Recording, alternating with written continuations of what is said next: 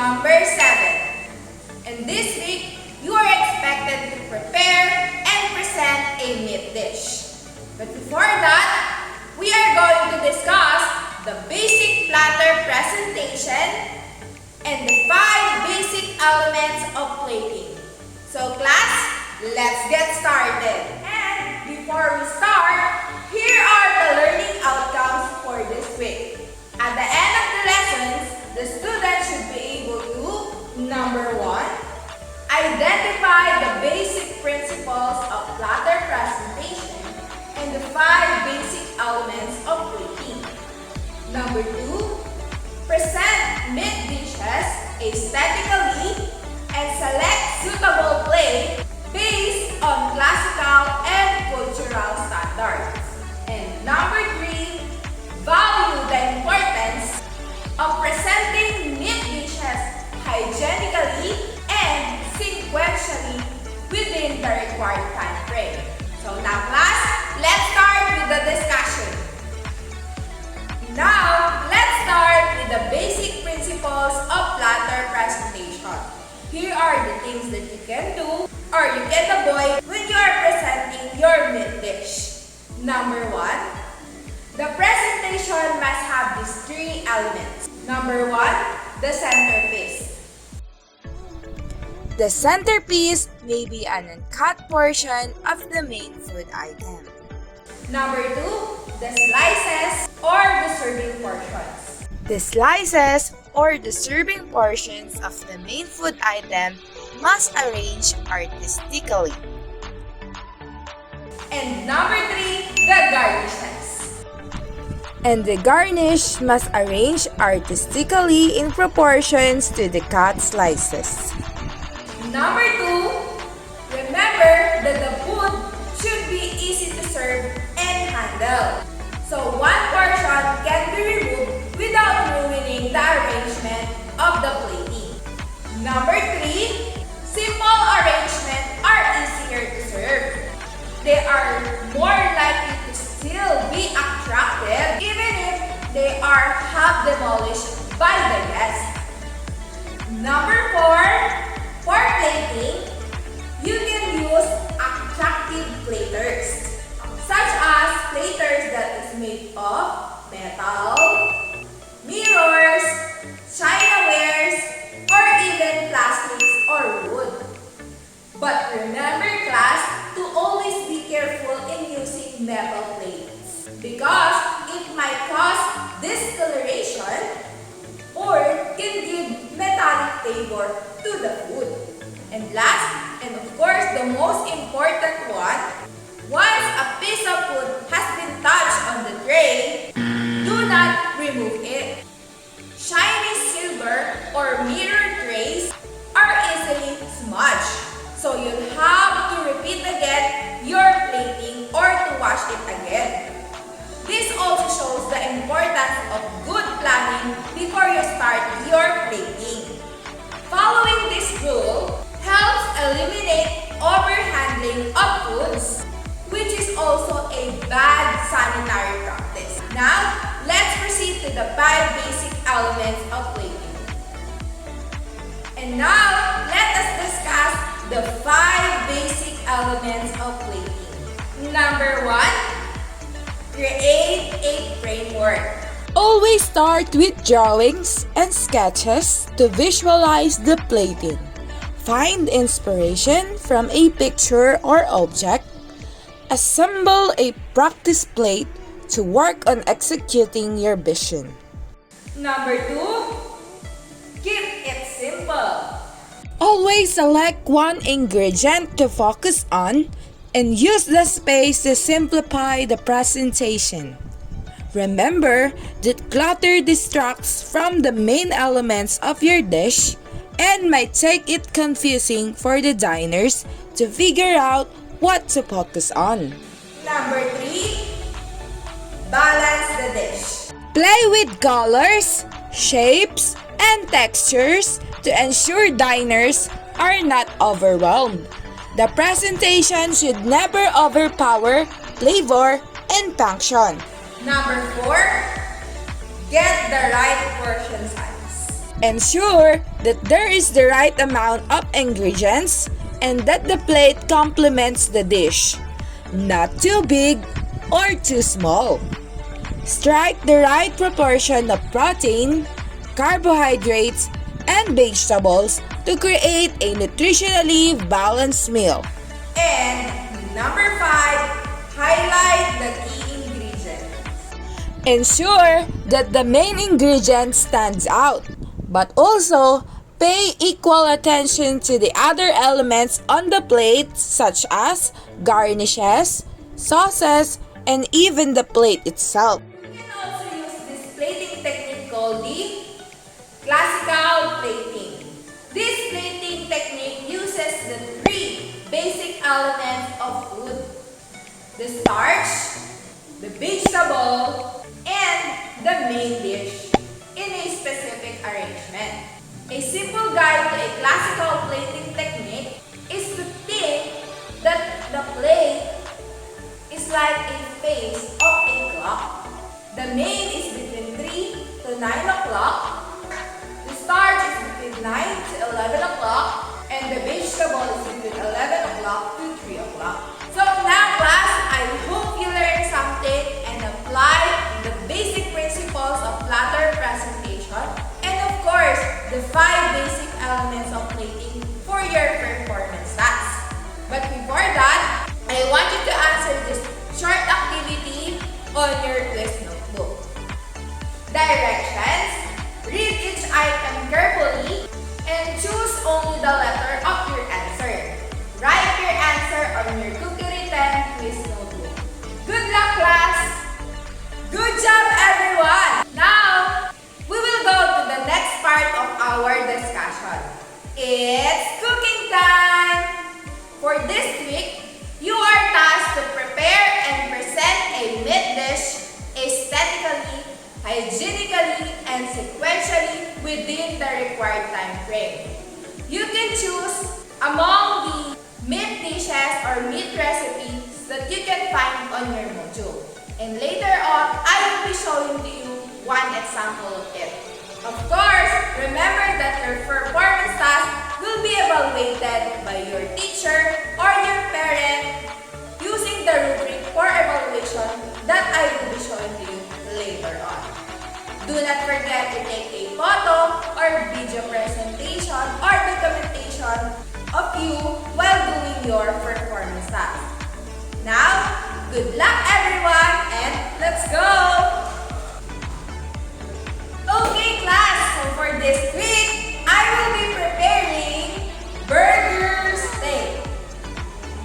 But before that, for you to present your meat dish hygienically, it is important to follow the safety and hygienic practices in the kitchen. Number 1, of course, always wash your hands before anything else.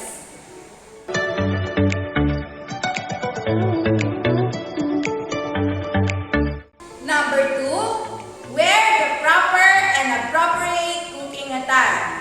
So as you can notice, I already changed with my working clothes and now let's wear the proper cooking attire. And of course, remove your accessories.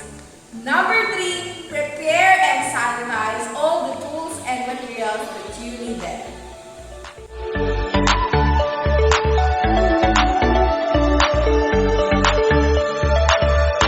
Number 4, prepare a checklist of all the ingredients that you needed. And number 5, perform mise en place for an appropriate and sequentially preparation within the required time. So class, I think you are ready. Now, let's start preparing our meat dish for this week. Let's go!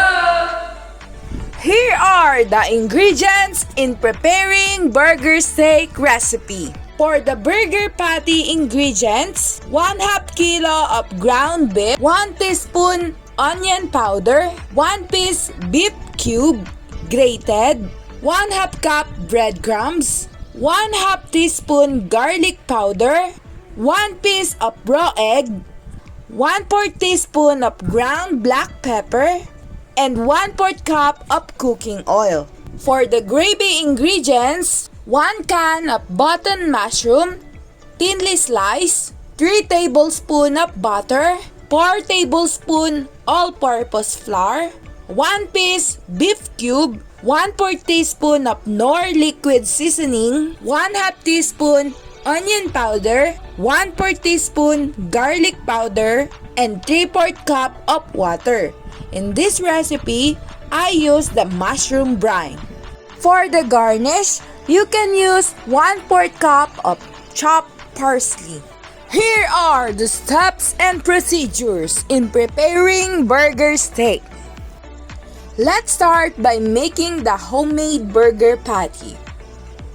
Step 1. Make the beef patties by combining ground beef, onion powder,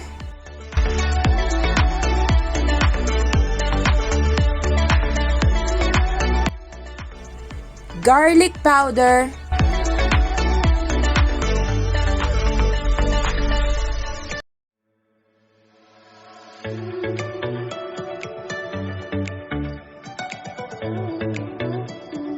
the ground black pepper,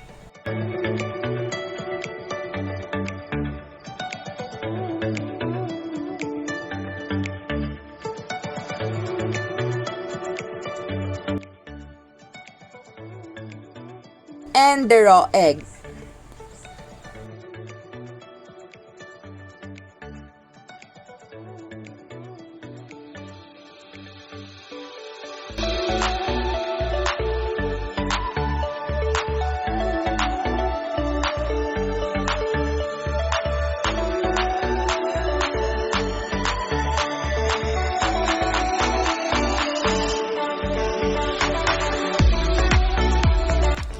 Add the grated beef cube,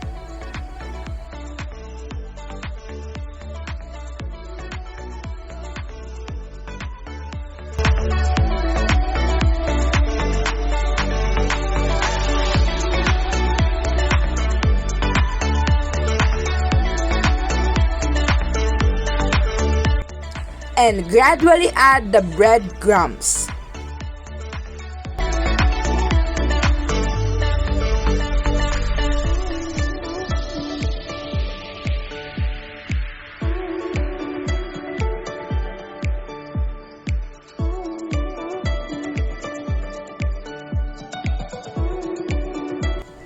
Mix everything together.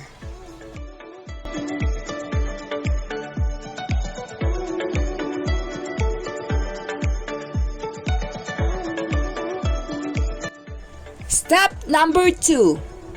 Make the patties by scooping around 1/4 cup of the meat mixture. Mold it into ball-shaped figures and then flatten.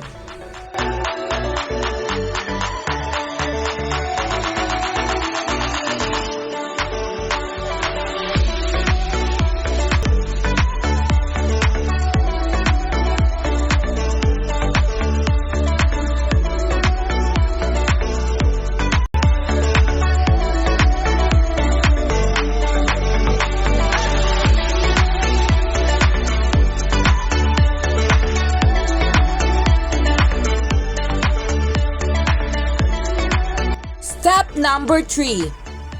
Heat 2 tablespoons of cooking oil in a hot pan. Fry one side of the patties in a medium heat until it turns brown.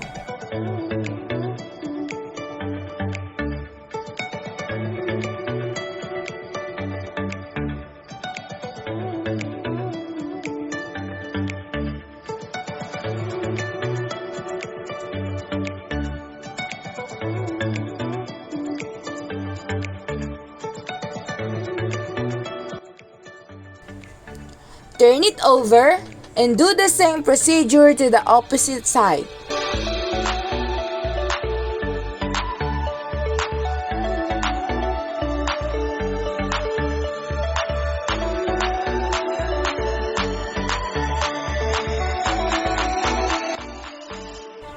Remove from the pan and set it aside. Now, Let's make the burger steak sauce or the gravy. Step 1. Make the gravy by melting butter in a saucepan. Step number 2. Add the all-purpose flour,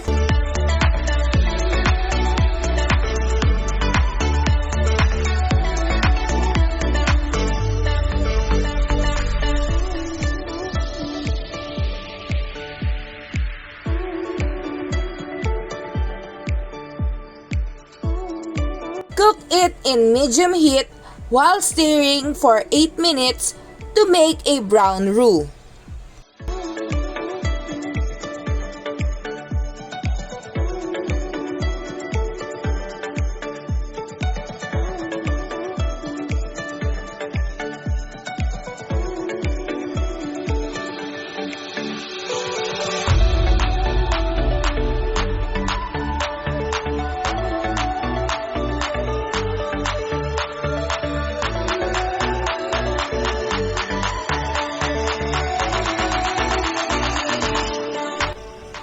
Step 3. Add the whipped cube.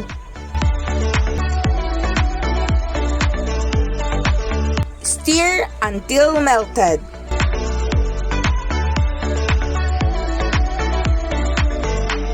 Step 4. Pour water into the saucepan. Stir it until well blended.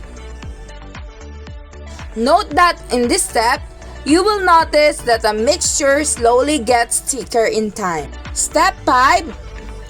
Add the onion powder, garlic powder, and the Knorr liquid seasoning.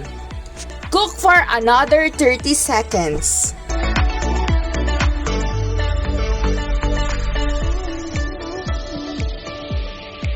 Step 6. Add the sliced mushrooms. Cook for another 1 minute and set it aside.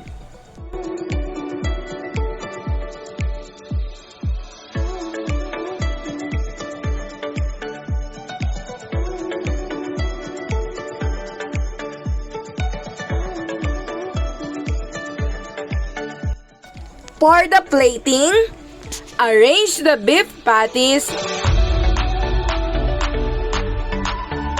and then pour the hot beef gravy all over.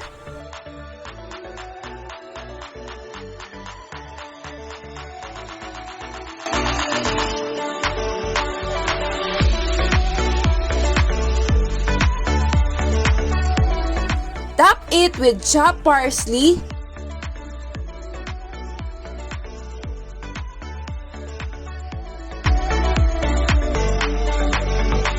serve warm, share, and enjoy. And then here it is. We are now done preparing this meat dish called burger steak. You can try this recipe for your next performance task in preparing meat dishes. Wow! And of course, please be guided on the rubrics for